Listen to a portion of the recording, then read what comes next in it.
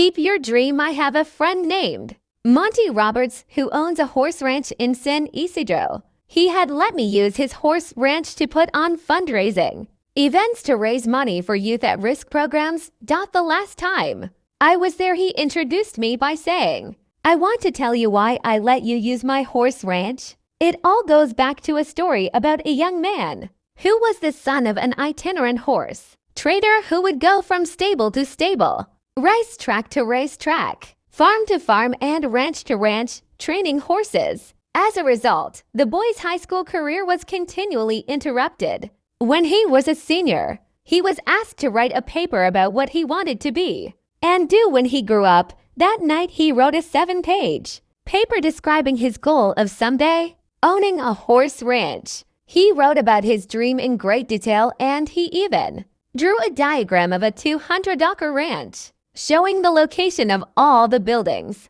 the stables, and the track. Then he drew a detailed floor plan for a 4,000-square-foot house that would sit on a 200-acre dream ranch. He put a great deal of his heart into the project, and the next day he handed it in to his teacher. 2 days later, he received his paper back. On the front page was a large red F with a note that read, "See me after class." The boy with the dream went to see the teacher after class and asked, "Why did I receive an F?" The teacher said, "This is an unrealistic dream for a young boy like you. You have no money. You come from an itinerant family. You have no resources. Owning a horse ranch requires a lot of money. You have to buy the land. You have to pay for the original breeding stock, and later, you'll have to pay large stud fees. There's no way you could ever do it." Then the teacher added, "If you will rewrite this paper with a more realistic goal, I will reconsider your grade."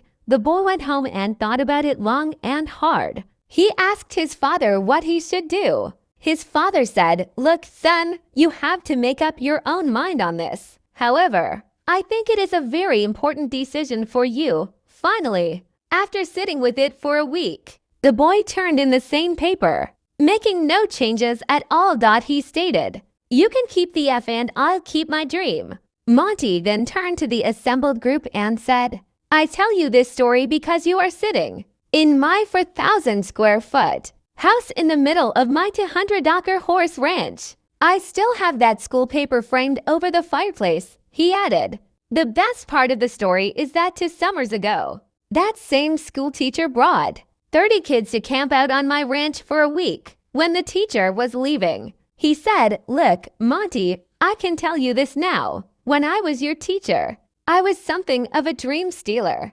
During those years, I stole a lot of kids' dreams. Fortunately, you had enough gumption not to give up on yours." Moral: don't let anyone steal your dreams. Follow your heart, no matter what. No dream is too big or too small when one works hard to live it. One should always try making dreams come true no matter what.